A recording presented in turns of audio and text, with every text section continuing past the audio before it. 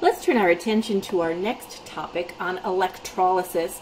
So far in our journey, we've discussed at great length spontaneous reactions, and spontaneous reactions have positive voltage occurring in the forward direction. So they'd have negative delta G, they would have a large equilibrium constant K. Those occur in what we refer to as voltaic or galvanic cells. And again, we mentioned that those are just two individuals' names, volt and galvani, and they're interchangeable terms for an for a spontaneous cell.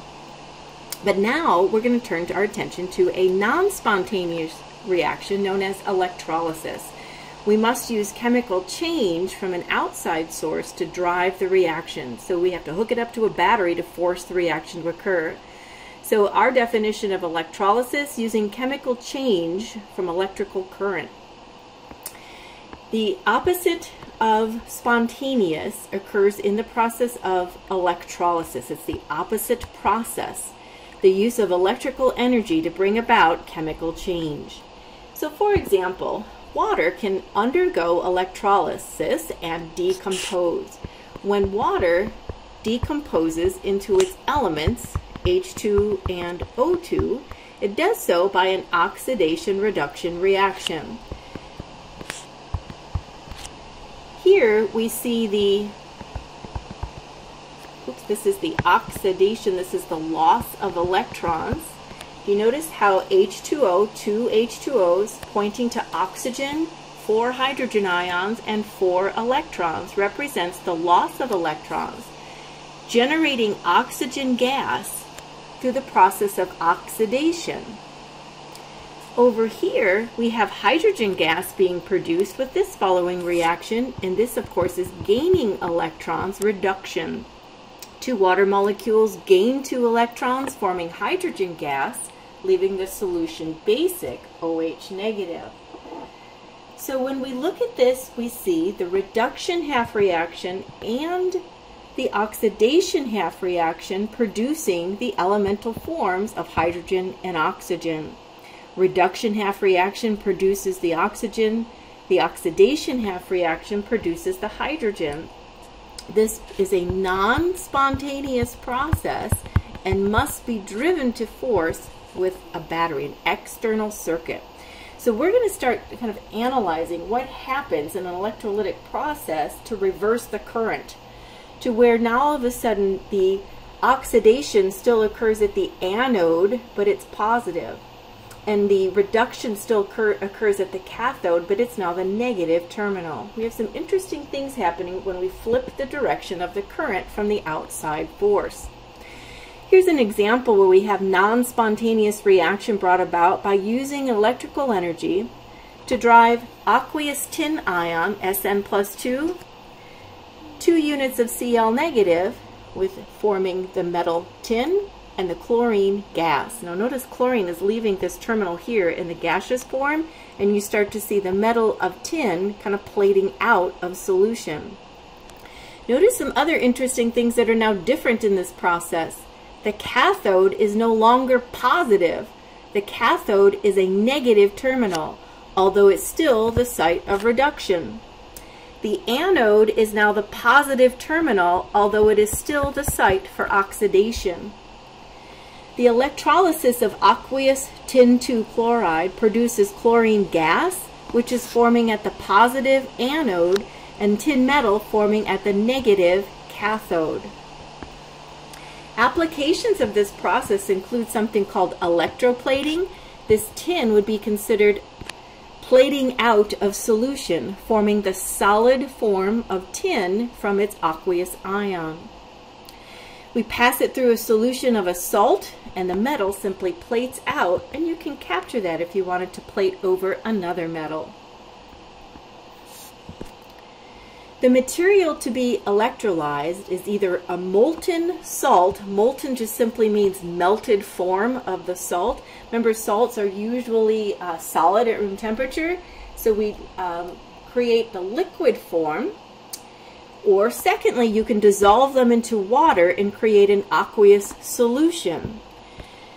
So we have two different ways we can undergo electrolysis, and it's very important to note in the problem that you're studying, are you using a molten form of the salt or are you using an aqueous solution? And we'll decide why in the next slide, why aqueous solution is a little bit more complex. If you see the word molten salt, it means that the salt has been liquefied and can undergo electrolysis with a zap of electricity from an outside source, such as a battery. We hook up some an electrical current through there and force the non-spontaneous reaction to occur. At the cathode, which is negative now, we still have the site of reduction. The positive ion, and by the way, we're just taking an example of sodium chloride in molten form, which is now liquid in molten form. How does this undergo electrolysis? The non-spontaneous decomposition. Notice that the positive ion, Na+, is going to gain 2 electrons to form its elemental form of sodium, Na. There's our emergency alert. At the anode, which is now positive, oxidation still occurs, but the positive terminal now forcing the current in the opposite direction, a non-spontaneous process. We know that negative ions of chloride, notice it starts negative, sodium is positive, chloride is negative. In order to form the elemental form of chlorine, we had to balance the equation, and we see the loss of 2 electrons. So that's why we see when we balance, electrons lost equal electrons gained. And the net equation, 2 positive sodium ions forming its elemental form of sodium, Na, 2 negative chloride ions forming its elemental form, the diatomic molecule, Cl2. Na went from a +1 to a 0, that's a reduction, half reaction. Chlorine went from a -1 up to a 0, that's becoming more positive, so that's an oxidation, half reaction. And the electrons are moving through the external circuit under a force, and that force comes from an applied potential, typically an outside battery hooked up to this electrolytic cell. And the movement of positive and negative ions in the molten salt constitutes the current within the cell. Very important to note, this will not give you a spontaneous reaction. It's a negative voltage. That energy has to be supplied from an outside source in order to drive the reaction to completion. So it costs energy. Why would we want to do that? If we needed to plate out for electroplating, or we needed to produce a gas, if we wanted an element in its pure form, forcing the decomposition of a salt into its elements can be forced through the process of electrolysis. Now, compare that to the electrolysis of an aqueous solution. So not just melting the salt, going from solid to liquid produces something called molten salts, just liquefying it. This now is saying, let's take the salt and actually dissolve it into water and create aqueous solutions. So electrolysis of a substance in an aqueous solution is a little bit more complicated than the molten salt, and that's because we have a competition between water, who we know can also undergo electrolysis, and the actual salt that was also undergoing electrolysis. So it's this little competition to see who is more electroactive. What can be oxidized or reduced in electrochemical processes. So let's model what's happening here. Electrolysis of sodium iodide, and let's just remember this is an aqueous solution. Not molten, not just melted NaI, but actually dissolved in water. So the positive ion sodium, remember sodium +1, would have to gain an electron to form its elemental form of sodium. We know that Na+ going to Na0 is a reduction, half reaction. It's becoming more negative. So one choice occurring at the cathode, remember cathode is still reduction, would be the sodium. And if I check my standard table for potential values, -2.71 is what's reported for the sodium half reaction. But we also know that water is competing at the same electrode. Now notice, if you look at your standard reduction potential, your table, Na plus E negative is near the bottom. I want you to skim up just a few until you find the closest water decomposition reaction. The one closest by, the sodium, the one farthest down on the chart, is this guy. This is the second choice that's occurring at the cathode. Water gaining 2 electrons, forming the elemental form of hydrogen, leaving the solution basic, is negative 0.83. Find that value, negative 0.83, for the forceful decomposition there of water forming hydrogen. And you compare that to the value of sodium. How do we know which one of those is actually occurring at the negative cathode? I can't stress enough, in electrolytic cells, the cathode is now negative, but it's still the site of reduction. In a spontaneous reaction, I know the cathode is positive, but it's flipped in this non-spontaneous direction. The external force is moving the current in the opposite direction. So I want to compare these two values and see who's higher up. That's going to be the one where reduction is going on. So if I compare negative 2.71 and negative 0.83, who's the more positive value? Well, it's this guy. At the reduction site, at the cathode, this is the equation that will be occurring. Let's keep this thought process going for the other terminal, the anode. The anode is the site of oxidation. And remember our example here was for sodium iodide. Na is a plus, I is a negative. So now what's happening? We have two choices here for the oxidation anode.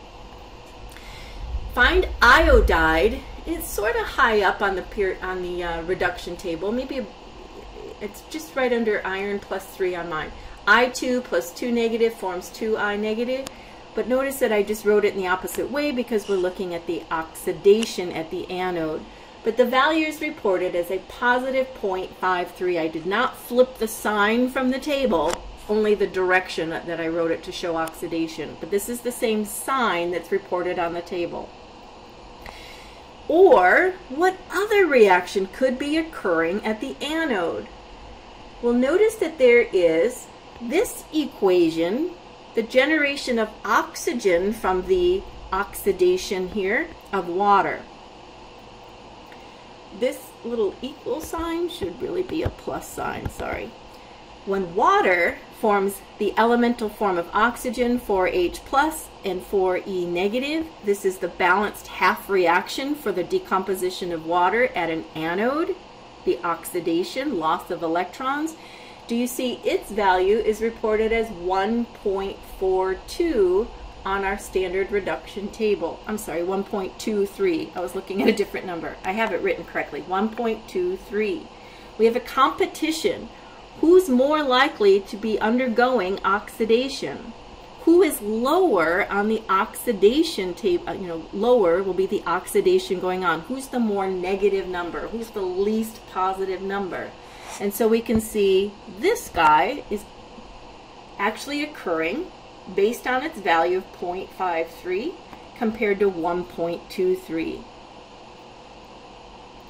So here we have the reaction where water plus 2 electrons forming elemental hydrogen and 2 hydroxide as the reaction occurring at the cathode. Based on the value, who is higher up compared on the reduction potential, who is higher up will be the reduction reaction that's occurring, the more positive value. When I compare what's happening at the anode, the negative ion, iodide, with its value of 0.53, versus the half reaction for water, valued at 1.23, who is lower, who is the least positive value, will be undergoing oxidation, and that's the iodide. So the two half reactions, one of them comes from the electrolysis of water, while the other comes from the electrolysis of the aqueous NaI solution. And if we put those two together, waters plus 2 iodide ions form hydrogen gas, Solution will be basic, so 2 OH negatives, and I2, the elemental form of iodine. I just added the two half reactions. The cathode added to the anode and simplified. And the E cell we know is cathode minus anode, and I took our voltage, negative 0.83 minus a 0.53, and found the E cell, which would be standard, to be a negative value. That makes sense because this reaction is non-spontaneous. The external battery must supply at least a minimum amount of the 1.36 to even drive the reaction. Anything less and the reaction will not occur. I want to just highlight on the previous slide, if I have a molten salt, the electrolysis is straightforward. The cathode is the site of reduction. Positive ions are reduced into their elements. The anode is the site of oxidation. The negative ions are oxidized as they form their elemental forms, the ion to the gas here for chlorine. There's no competition. It's just straightforward positive ion, negative ion, and redox. But if I'm reading about an aqueous solution, it's a competition between the sodium iodide, or whatever the salt is, and the water, because the water is also electrically active. It can undergo redox reactions.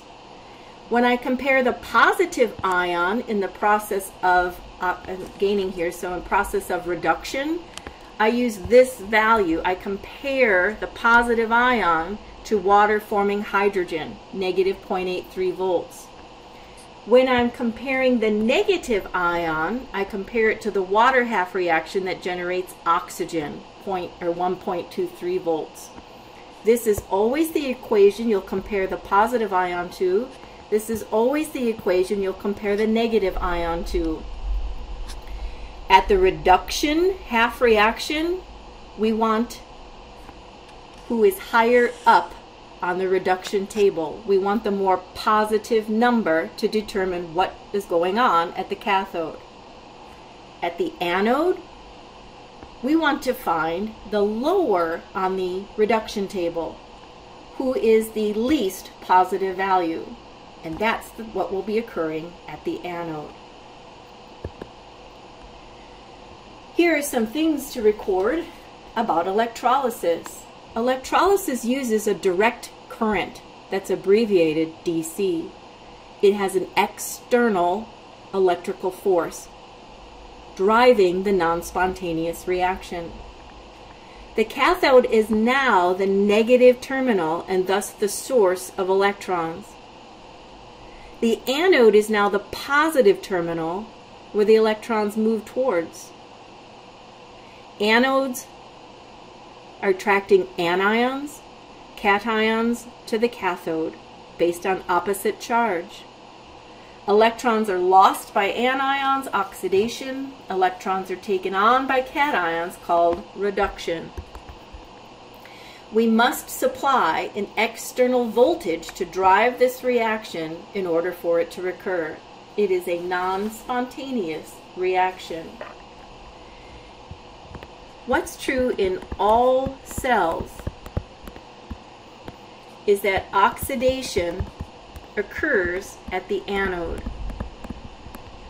and that reduction occurs at the cathode. That's true for all all cells in general. Any electrochemical cell, oxidation at the anode, reduction at the cathode. What's true in just voltaic or galvanic cells where we have spontaneous reactions? The anode is the source of electrons. The cathode draws, or brings them in, the electrons.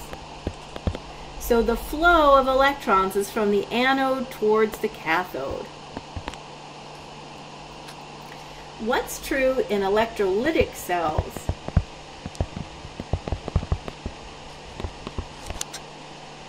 The anode is now positive and the cathode is now negative. So what is the direction of flow? The electrons are now flowing in the opposite direction. And how does it do so? Because it's being forced by an outside electrical current that's driving the non-spontaneous reaction. There must be an outside voltage greater than, overcome that minimum amount needed to force the reaction to occur. So highlighting some of the components of an electrolytic cell. We said the anode is now positive, the cathode is now negative. That's the opposite of a voltaic cell. A spontaneous reaction is a voltaic cell. The non-spontaneous reaction is the process known as electrolysis, an electrolytic cell. Electrolysis of molten sodium chloride simply means I have a melted form of the solid salt. There is an external battery forcing the current from the anode towards the cathode. Notice that it's a reversed polarity from a galvanic cell, also known as a voltaic cell, which are just spontaneous reactions. Let's digest this question together. It says, we're applying current to a molten mixture of silver fluoride, zinc chloride, and aluminum bromide. What's being produced at the cathode? What's being produced at the anode? I know that cathode, I don't care if it's electrolytic or if it's or voltaic, cathode means reduction, and anode means oxidation. Oxidation occurs at the anode, reduction occurs at the cathode. That is true for any type of electrochemical cell. However, positive ions are being reduced.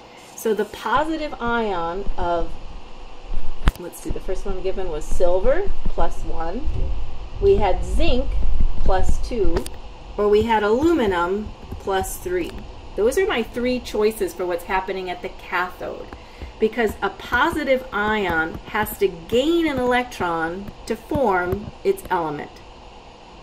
Positive ions undergo reduction to go back to zero. What's occurring at the cathode, or over here on the anode? Sorry. Well, we have the negative ion fluoride forming fluorine, so we would have this kind of reaction, losing electrons to go to its more positive natural state, F2.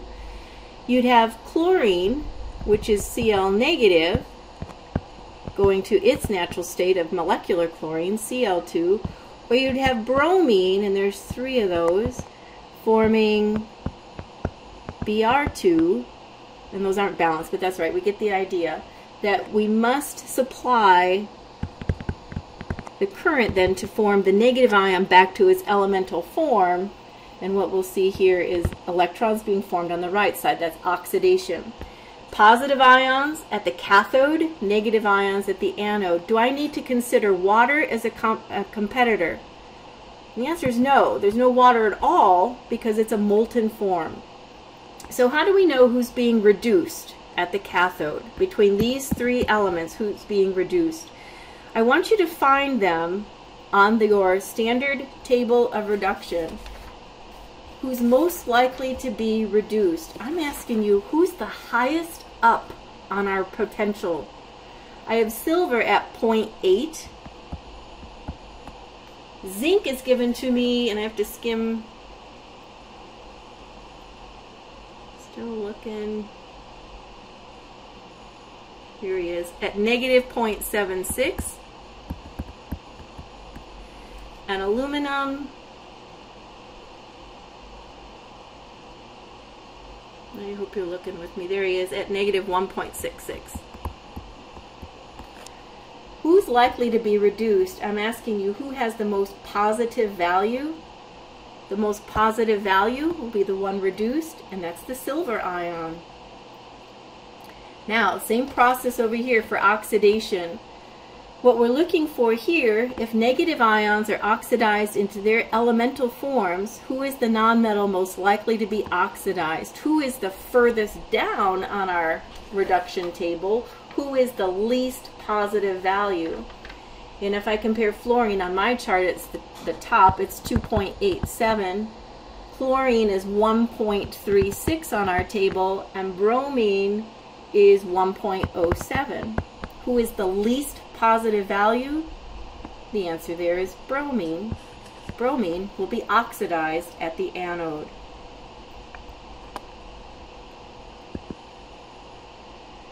When current is applied to an aqueous solution of calcium sulfide, now all of a sudden I have competition at the anode and the cathode between the reaction of the salt, calcium sulfide, versus the water. Alrighty.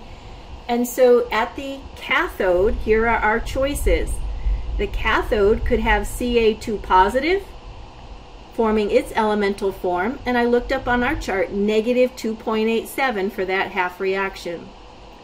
Or when water undergoes reduction, I compare it with this half reaction for water with negative 0.83 volts. So notice that I'm using, if I find calcium on my reduction table, I want to pick the half reaction for water that's closest to it. The one that's furthest down is this reaction here. So how do I know which one is going to be reduced? Reduced means I want the more positive value. Who is higher up on the chart? Who has the more positive value? It's this half reaction. So what is being produced at the cathode? In this half reaction, I see hydrogen gas being produced. Hydrogen is bubbling at the cathode. At the anode, where the site of oxidation occurs, we know that we have the following choices. The negative ion undergoes oxidation, and I found its value of negative 0.48. I found the value for water, the one farther up on the chart, and its value of 1.23. Who is most likely to be oxidized is the one with the more negative value. The more negative value we see here as negative 0.48. Who is lower on the chart is the sulfide. So what will we see being generated there? In this half reaction, we'll see solid sulfur coming out.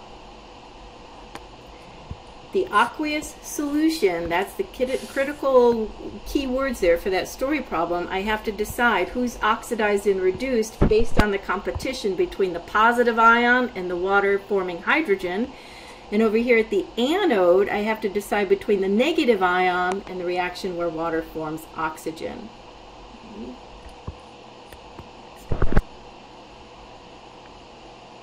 When we're counting electrons, we introduce a term called current, and current is measured in amps. The number of moles of electrons consumed or produced in an electron, spelled wrong, an electron transfer is obtained by measuring the current flowing in an external electrical circuit in a given time. The current is defined as an electrical charge passing through a position per time. Coulombs per second is the definition of an amp. Coulomb per second, electrical charge in a given amount of time. We use stoichiometry to determine how many grams of a metal will deposit in a certain amount of time when current is applied. We could also solve for time, knowing how long will it take for me to keep this electrolysis reaction going to plate out a certain amount of metal. And our formula really just depends on our stoichiometric ratios, looking at canceling units. It's dimensional analysis.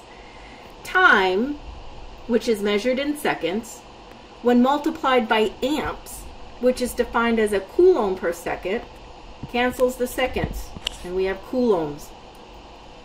I then multiply by the reciprocal of Faraday's constant, because what we have here is Faraday's constant is coulombs per mole. So if I have a coulomb and I multiply by a coulomb per mole, see how the coulombs then cancel. So that's why it's underneath. It's a reciprocal of Faraday's constant to get the coulombs to cancel per mole of electrons. In the next section, to cancel out moles of electrons, we set up our stoichiometric ratio. How many electrons are lost in the metal for every 1 mole? And then, of course, to turn from moles of metal to grams, we use the molar mass. This equation is quite easy to use once we start practicing how units will cancel. Given a time and a voltage applied, how many grams of a solid metal can be deposited through a process known as electroplating? Let's model an example. We're going to apply a current of 2.4 amps through a solution containing copper plus 2 ions for 30 minutes. The copper metal begins to deposit at the cathode. How many grams of copper would we expect to be deposited in 30 minutes when 2.4 amps are applied? So we'll go to work, and it's just all about canceling units. I know that my 30 minutes was my time given to me, but my definition of an amp is coulomb per second. So I'm just going to remember that there's 60 seconds in a minute, and I'm just going to cancel my minutes and bring them to seconds. I'll use my definition of an amp, which is, the value given me was 2.4 amps, but just remind yourself an amp is defined as a coulomb, which is the unit of electrical charge, over second. And that allows me to remember amps really cancels out the time unit second and brings me to the coulomb. Time in seconds times amps. That's what we've done so far. Now we use Faraday's constant, and I know Faraday's constant is defined as there's 96,425 coulombs per second passing, that's not per second, per mole of electrons. Wrong unit. Per mole of electrons passing. So we've now canceled coulombs and have arrived at moles of electrons. Since I want moles of electrons to cancel, that's where we end up using this next ratio.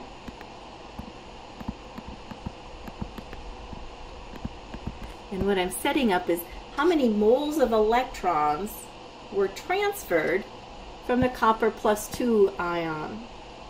We would see that for every 1 mole of copper plus 2, 2 moles of electrons were transferred. And that's just its net charge. The plus 2 tells me there were 2 moles of electrons transferred. I've now canceled moles of electrons, and now I'll just simply use copper's molar mass, 63.5 grams of copper. Even though it's a plus 2, electrons don't weigh anything comparatively, and so therefore we still use the molar mass of the copper metal per mole. Let's repeat. Time in a second when multiplied by amps. That's all we've done. Time in a second multiplied by amps gets me into a coulomb. Seconds canceled, minutes canceled, and now we've gotten a unit called coulomb. We then use Faraday's constant, but we use it underneath a 1 so that we can cancel coulombs. So I divide by Faraday. Now I'm at the unit 1 mole of electrons. The mole of electron cancels, and I use molar mass to solve for grams of copper. How many grams of copper will be deposited after 30 minutes of applying 2.4 amps to this electrolytic cell? 30 times 60 times 2.4, divide by Faraday, 96,425, divide by 2, or multiply by 1/2, same thing, times our molar mass of 63.5 grams. And I would expect 1.422 grams of copper to be deposited after 30 minutes. All about canceling units. Let's try another. Get the hang of this. We're going to apply a current of 3.34 amps through a solution of nickel 2 nitrate for 1.8 hours. How much nickel could we expect to plate out of the solution? In grams, how many grams of nickel plate out? Well, I'm given the time is 1.80 hours, but I know the definition of amps is per second. So I'm just going to remind myself that there's 60 minutes in an hour and that there's 60 seconds in a minute. Now I have time in a second, and that's critical because when I multiply by the amps, remember that amps are defined as coulomb per second, and that's why I need the time in a second to cancel that unit. I'll use Faraday's constant. I know that 96,425 coulombs for every 1 mole of electron is the charge.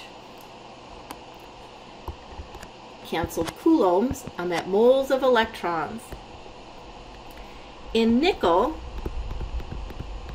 who is a +2 charge in this example, would have 2 moles of electrons for every 1 mole of the metal. That cancels our moles of electrons, and we're at moles of nickel. So now I'll use my molar mass, 58.7 grams. 1.8 times 60 times 60, all of that just to get me the number of seconds that I applied the current, times the 3.34 amps, divide by Faraday's constant, which is coulombs of charge per mole of electron, divide by 2, times 58.7, and I get 0.659 grams of nickel. After 1.8 hours applying 3.34 amps of current, I'd expect 0.659 grams of nickel to be plated out. Let's try one more example going the opposite direction. If we apply a current of 5 amps and it's passed through a tin 2 solution, how many hours would it take to plate out 8.2 grams of tin? So you notice we're going the opposite way. Now I want to solve for time when I have a goal of plating out 8.2 grams. All I need to do when problem solving is watch my units, get them to cancel. My given is 8.2 grams of tin. So the first thing I'll do is cancel the grams of tin by using its molar mass and convert it to moles.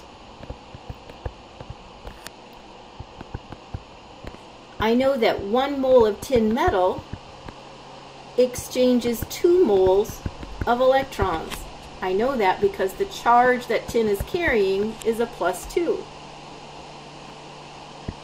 I know that Faraday's constant defines the number of coulombs passing through a mole of electrons, that the charge of 96,425 coulombs of electrical current per mole of electron is Faraday's constant. You see how that's on the top now? Let's just re-strategize. I turned my grams of metal to moles. I canceled my moles of metal by counting electrons transferred. I canceled my moles of electrons and converted into charge using Faraday's constant. Now I use my definition of amps. I know that amps are defined as coulombs per second.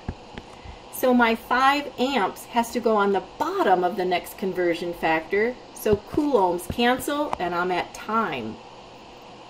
It did ask me to go to hours, so right now if I calculated I'd have seconds. So let's just keep converting. I know that 1 minute is defined as 60 seconds, and I know that there's an hour in 60 minutes. This way, when I finally hit, I'll have hours, and that's what it asked me to find. So with this calculation, I'm going to start with 8.2, divide by molar mass, 118.7, times 2, the number of moles of electrons transferred in this redox reaction, coming from the charge on the ion. I multiply by Faraday's constant, 96,425 coulombs per mole. I then divide by the amperage of 5 to cancel coulombs, and keep converting by dividing by 60, divide by 60 to convert seconds into hours, and it took 0.74 hours to plate out 8.2 grams of tin while applying 5 amps of direct current. Here's our Michael Faraday as we wrap up our lesson on electrolytic cells. Faraday's constant. He was quite a noted chemical lecturer, very famous chemist, giving us the words that we're very familiar with in electrochemistry: anode, cathode, anion, cation, even the word electrode. All of these concepts based on charge, and also a very good organic chemist. So you'll learn more about him, I'm sure, as your lessons progress. But I'm going to wrap up our lesson today on electrochemistry. We have gone through several examples of each type of equation and each type of topic through our lessons together.